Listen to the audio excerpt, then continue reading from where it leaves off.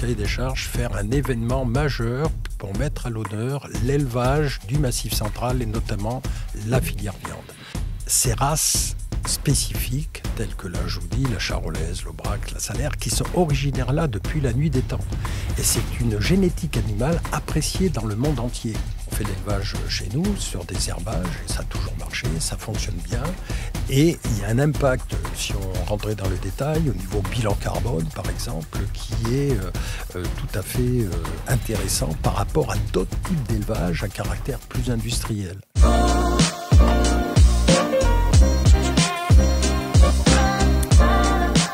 Bonjour Fabrice Berton, quelle chance de t'avoir sur le plateau de La Parole A, un format créé par le Comptoir des éleveurs, comptoir que tu connais bien puisque c'est le média du sommet de l'élevage et le sommet de l'élevage que tu connais encore plus. La Parole A, c'est l'émission où nos invités ont complètement la parole et la parole, je crois que c'est quelque chose qui te tient à cœur au sommet de l'élevage que tu as fondé et que tu diriges, Fabrice. C'est bien un endroit sur Terre où les éleveurs peuvent se retrouver et discuter ensemble, c'est bien celui-là. Oui, il y a plus que la parole, hein. Il y a l'image aussi, puisque les gens se rencontrent physiquement, donc se voient, se touchent, parlent, font la fête ensemble et font des affaires. Il y a énormément de choses sur le sommet de l'élevage, on va y revenir. Moi d'abord, je veux partir en 1991. On est 1 an avant le lancement du premier sommet de l'élevage. Le Fabrice de Berton de l'époque, il se dit quoi à ce moment-là? Il se dit qu'il a un beau défi devant lui, hein, il a une page blanche. On lui demande de créer un événement. Il n'y avait même pas de nom. Donc il fallait déjà le nommer, le concevoir, lui donner une identité et puis avoir quelques objectifs de court terme, de moyen terme. Et donc j'avais une vision mais qui a quand même des points communs avec ce qui est devenu. Hein. C'était quoi la vision de base? C'était vraiment que les éleveurs se retrouvent parce qu'il n'y avait pas encore ce type de rassemblement, ça n'existait pas, il y avait vraiment un manque? Alors le fondement, c'était d'abord de faire un événement sur l'élevage, mais plus particulièrement sur l'élevage viande du Massif central, parce que le Massif central est le berceau de grandes races de réputation mondiale, comme le Charolais, la Salaire, l'Aubrac. Donc voilà, là c'était le cahier des charges, faire un événement majeur pour mettre à l'honneur l'élevage du Massif central et notamment la filière viande. Ça, c'est l'objectif. Après la mise en forme de tout ça, et ben voilà, c'est le talent peut-être de l'organisateur de dire comment on va faire ça pour mettre en un. Donc présentation d'animaux, des concours, des conférences, des exposants, un format un peu salon. Voilà. Après choisir la date, choisir le lieu, ça fait partie aussi d'un choix stratégique. D'ailleurs, en parlant de lieu, tu peux nous rappeler où se passait la toute première édition en 92? Oui, ça s'est passé à Cournon, à côté du camping de Cournon, et je remercie d'ailleurs le maire de l'époque, c'était Madame Guiquin, qui avait bien voulu nous accueillir sur ce site et qui s'est trouvé très vite après inadapté compte tenu du développement de l'événement. On n'imagine pas trop le sommet de l'élevage aujourd'hui dans un camping quand même. Hein. Non, parce que si je vous donnais les chiffres, la première édition, le sommet était 30 fois plus petit qu'aujourd'hui. Ouais, c'est dingue. C'est dingue. Et du coup, qui était plus axé bovin à l'époque, mais au fil du temps, qui s'est dit, faut agrandir, faut partir sur d'autres races, sur d'autres types d'animaux, sur les équipements. Oui, mais d'entrée de jeu, c'était en format plus petit, mais en secteur leader, je vous ai dit, les bovins viande. Mais après, on est en Auvergne, il y a quand même du fromage. Et ça, c'est fait avec des bovins laitiers. C'est pas les mêmes races d'animaux. Donc, on a fait une place, bien sûr, d'entrée de jeu aux bovins laitiers, aux moutons et aux chevaux. Le point commun entre toutes ces espèces animales, c'est que ce sont tous des herbivores, car tout le monde peut le comprendre. Le Massif central, c'est 80% de surface en herbe, et on n'a pas trouvé autre chose que les herbivores pour valoriser ces espaces. Si on reprend et qu'on poursuit un petit peu cette évolution, comment ce petit sommet auvergnat a réussi à s'imposer aujourd'hui comme le rendez-vous majeur européen en termes d'élevage? Déjà, à la base, c'est l'atout du Massif central, c'est ces races spécifiques telles que la Joudie, la Charolaise, l'Aubrac, la Salaire, qui sont originaires là depuis la nuit des temps. Et c'est une génétique animale appréciée dans le monde entier. Puisque le parc Expo est juste en bas du plateau de Gergovie, ça veut dire que Vercingétorix, quand il était là, il y avait déjà des vaches. Donc nous, on est un peuple d'éleveurs en Auvergne depuis X générations. Et depuis X générations, les éleveurs ont amélioré leurs animaux. Alors vous voyez, l'évolution génétique, c'est quelque chose de lent. On améliore de génération en génération et c'est très lent. Donc le monde entier, par rapport à ce savoir-faire, j'allais dire presque millénaire, a fait le constat. Je vais vous prendre une image. L'Amérique. Pourquoi les Américains viennent chercher de la génétique chez nous, s'intéressent à la nôtre? Parce que l'Amérique, c'est un pays très jeune, au regard de ce qu'est l'évolution génétique des choses. Quand les Européens sont arrivés en génétique, je vous pose une question d'ailleurs, qu'est-ce qu'ils ont trouvé comme bovins sur place, originaires d'Amérique? C'était quoi les bovins sur place? En Amérique, c'était quoi? Alors ça va être... Allez-y, vous devez trouver. Ah, alors attendez, Quel était l'animal emblématique des États-Unis? le cousin du bœuf, ça va me revenir. Ah, j'ai pas le nom. Buffalo? Le buffle. Non. C'est pas le buffle. Bison. Le bison. Le bison d'Amérique, oui. Bien sûr. Forcément. Je suis très nul en culture générale. Je pense que j'ai un petit peu de fatigue et pourtant je l'avais sur le bout de la langue. Voilà. Et donc, le bison, c'est, vous voyez, le physique d'un bison? C'est impressionnant. Oui, non, c'est impressionnant. C'est une grosse tête et un petit cul. Ouais. Quand on veut faire la viande, c'est l'inverse. On peut faire l'inverse. Ouais. Donc, il vaut mieux avoir un gros cul, une petite tête. L'idée, c'était de venir chercher ce qu'il y avait en Europe. Ben oui, parce que si, à partir d'un bison, on aurait pu arriver à une charolaise. Par la sélection de génération en génération. D'ailleurs, lui, il a un petit cul, mais tiens, celui-là, il a des fesses un peu plus rebondies, donc je vais le prendre et puis je vais lui faire reproduire, ainsi de suite. Mais il aurait fallu des centaines d'années pour arriver à ça. Donc les gens se sont dit, on va pas mettre 100 ans, alors que là-bas, les Gaulois, ils ont fait ça depuis des trucs et ils avaient ce type d'animal. Donc je fais ça sous forme d'humour, mais c'est pour dire que notre génétique, comme c'est cette génération en génération, il y a un savoir-faire exceptionnel dans notre région qui est reconnu par tous ces pays neufs. L'Australie, l'Amérique, etc. Donc les gens du monde entier viennent chercher la génétique française. Et à l'inverse, j'imagine que la France et le Massif central peut aussi s'inspirer de l'international. Et que ça c'est pas unilatéral, ça peut aller dans oui, mais après, bien sûr, au niveau des modes de production, chacun regarde ce que fait l'autre et puis peut prendre ce qu'il y a de bien chez l'un et chez l'autre. Donc se tourner vers l'international, c'était une évidence. Oui. En 92, et en tout cas, c'était sous-jacent. Bien sûr, c'était un objectif de dire notre génétique qui est de haute qualité, on veut faire un rendez-vous pour que les éleveurs du monde entier s'intéressent de plus en plus à notre génétique et notre savoir-faire. Voilà, il faut que ce soit un pays lié à l'élevage. Kazakhstan, 20 millions d'habitants, 5 fois la France, un élevage traditionnel de nomadisme dans des yourtes. Donc un peuple d'éleveurs depuis la nuit des temps qui ressemble un petit peu comme chez nous, un peuple d'éleveurs depuis des siècles, avec des pâturages, des herbages naturels. Donc ça, il faut qu'il y ait une caractéristique comme ça. Et après, la géopolitique rentre en cours. Pour le Kazakhstan, il y a un an, juste après le dernier sommet, le président Macron a fait un voyage officiel au Kazakhstan et a demandé au président du sommet de l'élevage de l'accompagner dans son avion présidentiel avec d'autres chefs d'entreprise, comme Total, etc. Et donc pour signer des accords, notamment de coopération en matière d'élevage. Donc nous, après, on a creusé le sillon un peu plus en disant, puisqu'il y a des accords qui viennent de se signer, on va en faire un pays à l'honneur pour concrétiser ces accords sur des actions concrètes de collaboration. Fabrice, le sommet de l'élevage ici à Clermont-Cournon se définit comme le premier salon mondial de l'élevage durable.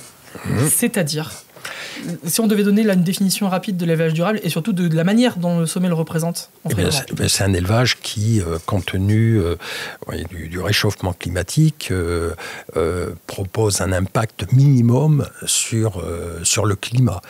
Et en même temps, et donc le mot durabilité veut dire reproductible de façon quasi éternelle, sans conséquences majeures par rapport à l'environnement et au climat. Voilà, c'est un peu la définition. C'est ce qui se passe, puisque je dis, depuis la nuit des temps, on fait l'élevage chez nous, sur des herbages, et ça a toujours marché, ça fonctionne bien. Et il y a un impact, si on rentrait dans le détail, au niveau bilan carbone, par exemple, qui est tout à fait intéressant par rapport à d'autres types d'élevage à caractère plus industriel. Donc le type d'élevage qui est fait chez nous a ces caractéristiques de durabilité. Ça ne veut pas dire qu'on ne peut pas encore faire mieux sur ce côté durabilité, et on le fera. Et les éleveurs le feront, s'adapteront par rapport même au mode d'alimentation des animaux. Ils peuvent améliorer des choses, mais déjà de valoriser des espaces naturels, c'est les élevages qui proposent donc un impact minimum sur le climat et l'environnement. Ce doit être un salon d'exemple qui doit donner un peu la marche à suivre en la matière? Ah bien sûr, c'est le but d'ailleurs des salons, hein, c'est de montrer les innovations et de montrer les exemples à suivre pour développer les activités dans un secteur. En énormément d'années d'existence, c'est présent depuis 92, on le rappelle. Est-ce que le sommet a évolué à la hauteur des attentes, de vos attentes aussi, à la hauteur des attentes des agris, ou pas encore suffisamment, il faut aller plus loin? Comment on juge, si on devait faire là un bilan de toutes ces années passées? J'allais dire, tout en restant modeste, on a des retours très positifs et des gens qui nous disent que le sommet, c'est génial, c'est bien ce que vous faites.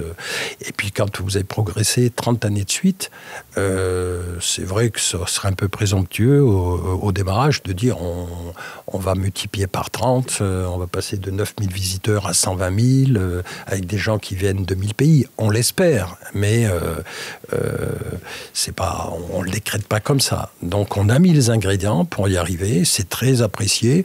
Et après, est-ce que c'est suffisant ? Moi je dirais, on en veut toujours un peu plus pour en avoir assez. Donc on veut continuer encore à progresser, on a des défis devant nous, on veut continuer encore à grossir et devenir vraiment conforter cette place de numéro 1 mondial. Ouais, donc aller encore plus loin sur l'horizon international aussi du coup. Bien sûr. Bien sûr, oui, on a encore des marges de progression et on sait comment s'y prendre. Et je pense que l'ensemble des partenaires qui sont autour de nous aideront à continuer à progresser. Alors le sommet, ce sont aussi et surtout les concours. Parce que ça, c'est quand même aussi un point important au sommet de l'élevage, les concours sur différentes races. Qu'est-ce que le concours peut aussi faire peut-être pour évoluer Qu'est-ce que le sommet peut aussi faire pour évoluer au niveau des concours? Est-ce qu'on peut faire encore plus, encore mieux? Parce qu'on parle de marge de progression, justement. Oui, non, mais il faut pas se limiter dans l'imagination et la mise en forme des concours. Déjà, vous voyez, des concours d'animaux, de vaches qui se font dans un zénith. Ouais, alors ça, il faut venir une fois au sommet pour voir ça. C'est unique. C'est unique au monde. Nous, on traite spectacle-concert et on voit. Exactement. Voilà, nous, vous voyez, on est dans le Zénith où Bob Dylan était passé. Et bien, nous, on met les vaches et on traite nos vaches comme des vrais artistes parce qu'elles le sont. Ce sont des bêtes exceptionnelles et on veut leur donner un écran à la hauteur de leur qualité. Est-ce qu'il y a des animaux ou des races qui n'ont jamais été trop mises en avant là au sommet de l'élevage ou pendant les concours et qui pourraient compter pour l'avenir? Alors, pourquoi pas ouvrir un peu plus à des races européennes? Mais bon, avant tout, on est là pour faire la promotion de la génétique française. Bien sûr. On est en France. Hein. Donc là, on a une vitrine déjà assez complète sur la génétique française. Et on pourrait inviter de temps en temps peut-être des races européennes qui voudraient venir pour un peu diversifier. Mais l'innovation se fait comme les bêtes s'améliorent tout le temps d'année en année. La nouveauté, c'est à l'intérieur d'une même race. Vous voyez, si on comparait dans une même race les animaux que l'on avait reçus il y a 30 ans et maintenant, vous verriez que ce n'est pas les mêmes athlètes.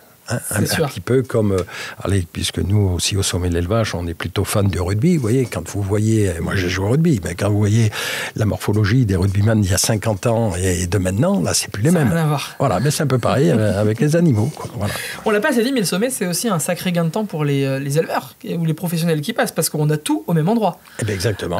On a à la fois les équipements, les animaux, les partenaires, les financiers qui peuvent être là.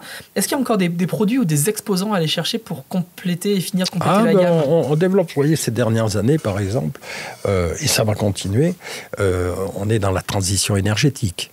Donc là, ce secteur, chez nous, se développe. Quand je dis transition énergétique, c'est, je pense, par exemple, à la production de nouvelles énergies, panneaux solaires, méthanisation. Il y a un mot qui est beaucoup revenu, notamment sur le sommet 2024, c'est agrivoltaïsme. Oui. On a beaucoup vu passer celui-là. Oui, voilà, c'est ce que je vous dis là. Ces secteurs-là sont en plein développement. Parce que vous comprenez bien que ce soit les panneaux voltaïques, que ce soit les éoliennes, que ce soit les méthaniseurs, c'est pas dans le centre de Clermont qu'on fera ça. Moi, j'ai un appartement à Clermont, je vais pas me dire, tiens, je vais monter une éolienne dans mon appartement. Donc, ça se fait forcément chez les agriculteurs, en zone rurale. Donc, c'est les agriculteurs qui sont les premiers à développer les énergies nouvelles. Mais comment on bosse avec eux? Comment on les accompagne? Voilà. C'est pour ça que les fournisseurs développent ce secteur-là et que les fournisseurs viennent dans des événements agricoles parce que leurs principaux clients seront les agriculteurs. Alors moi, je veux continuer de parler un petit peu de l'avenir, mais juste avant, on va faire une petite pause, un petit quiz ensemble, Fabrice. Un quiz sur le sommet de l'élevage. Normalement, c'est un quiz où tu as 100% de bonnes réponses. Enfin, j'espère. Alors, première question. Et vous pouvez jouer chez vous, bien entendu. Combien d'animaux étaient présents à la toute première édition du Sommet de l'élevage en 92 ? Je dirais 400. Il y en avait un peu plus. 800 ? Ouais. D'accord. Il y en avait 800. Selon bon. les sources que j'ai, il y en avait 800. Bon, d'accord. Sur la première je édition. bien, oui. En quelle année le Sommet de l'élevage a-t-il emménagé à la Grande Halle d'Auvergne ? 2004. Exactement, ça c'est une très bonne réponse. Troisième question. Est-ce que tu te rappelles qui était le ministre de l'Agriculture venu annoncer des aides lors du sommet en 2007 pendant la crise de la fièvre catarrhale ? En 2000 ? En 2007. Qui était le ministre de l'Agriculture venu annoncer des aides lors de la crise de la fièvre catarrhale qui avait touché énormément d'agriculteurs ? Je sèche. C'est Michel Barnier. Oh, Ah bah oui. j'aurais pas dû. Eh bah oui, c'est Michel Barnier Barnier qui était ministre de l'Agriculture et de la Pêche en 2007 et Premier ministre en 2024. Il faudrait presque couper ça, là. Parce que, Allez, la question suivante est peut-être plus facile. Quel éleveur ovin a succédé à Roger Blanc au poste de président lors de la 23e édition du sommet ? Ah, ben là, écoutez, un ami de 40 ans, on peut pas l'oublier quand même, hein, Jacques Chazalet. Oui, c'est une bonne réponse. J'ai peur que la réponse soit fausse. Cinquième, on dit souvent que le sommet d'élevage, c'est le deuxième rendez-vous agricole en France derrière le salon de l'agriculture à Paris. Faux. Mais combien il y a de visiteurs au salon de l'agriculture à Paris qui passent en moyenne ? Alors, c'est pas le deuxième, parce que quand on compare, il faut comparer dans la même catégorie. Bien entendu. On ne mélange pas torchon et serviette. Voilà. Donc, le salon de l'agriculture à Paris, c'est bien un salon agricole, mais tourné vers le grand public. C'est vrai. Au salon à Paris, vous verrez même pas un tracteur, même pas une remorque, pas Là, une charrue. Pas là. Voilà. Donc on est dans deux catégories différentes. Vous voyez, un salon grand public, on lui montre des animaux, parce que les animaux, c'est sympathique, ils veulent le voir, c'est le point commun entre les deux. Et dans le grand public, on montre aussi les produits du terroir. Nous, c'est pas ce qu'on montre. On montre les fournisseurs des éleveurs. Donc, on a un salon professionnel. Donc, il n'y en a pas un premier là. Alors, en termes de visiteurs, si vous voulez... c'est juste une question, j'aimerais me faire engueuler. Non, parce qu'on le... Mais c'est bien de remettre l'église au milieu du village. Ben oui, c'est comme si vous disiez, je sais pas, vous compariez quelqu'un qui fait du saut à la perche avec un sprinter de 100 mètres, en disant, ben lui, il est deuxième. Deuxième de quoi ? On ne parle pas de la même catégorie. Donc là, salon grand public à Paris, près de 600 000 visiteurs. C'est ça, exactement. Ben oui, mais super, hein, dont 550 000 citadins. Nous, 120 000 visiteurs, essentiellement des éleveurs. C'est vrai. Voilà. Et 120 000 éleveurs qui viennent sur 300 000 en France. C'est énorme. Ben oui, faut quand même le rappeler, voilà. Alors que 600 000 visiteurs sur 65 millions d'habitants. C'est des grands consommateurs. Donc, non, c'est pas ça, mais faut comparer ce qui est comparable. Voilà ce que je veux dire. Pourquoi, en 2010, a-t-on vu une banderole, le sommet de l'élevage vu du ciel, qui a été déployée par des éleveurs ? En quelle année ? 2010. Pourquoi on avait eu cette banderole, le sommet de l'élevage vu du ciel ? C'était... Je me rappelle plus, là. Oh là. Politique. Ah là, vous êtes fort hein, dans les questions, là, parce que là, faut aller trouver ça, là. Allez-y. C'est pour protester contre la défection du ministre Bruno Le Maire qui n'était pas venu. Ah. Et les éleveurs, justement, ils étaient un petit peu en colère. D'accord. Dernière question. Là, c'est pour l'édition 2024, la dernière qui s'est écoulée. Comment s'appelait la vache salaire star de l'édition 2024 ? Elle s'appelait Orange, Ananas, Figue ou Banane ? Orange. C'est Orange. C'est Orange. Je ne sais pas si vous l'aviez chez vous, mais c'est une très bonne réponse, Fabrice. On parlait des perspectives tout à l'heure. Peut-être un mot quand même sur 2025, mais même 2025 n'est pas passé, que je vais évoquer 2026, parce qu'on va être dans l'année mondiale du pastoralisme en 2026. Est-ce que le sommet, en plus d'être le premier salon mondial de l'élevage durable, sera le premier salon mondial de l'élevage pastoral à ce moment-là ? Oui, ben, y a des points communs entre les deux, quoi. Disons, nous, on a une notion d'estive plus que de pastoralisme. Il n'y a pas de nomadisme, mais il y a quand même des déplacements d'animaux en estive. Nous, on appartient à cette grande famille d'élevage du pastoralisme. Donc forcément qu'on va jouer un rôle majeur lors de cette année mondiale du pastoralisme en 2026 qui a été décrétée par l'ONU. Le pastoralisme, ça peut être une solution, en tout cas une alternative aux crises successives que connaît le monde de l'agriculture aujourd'hui ? Non, c'est pas une une solution aux crises.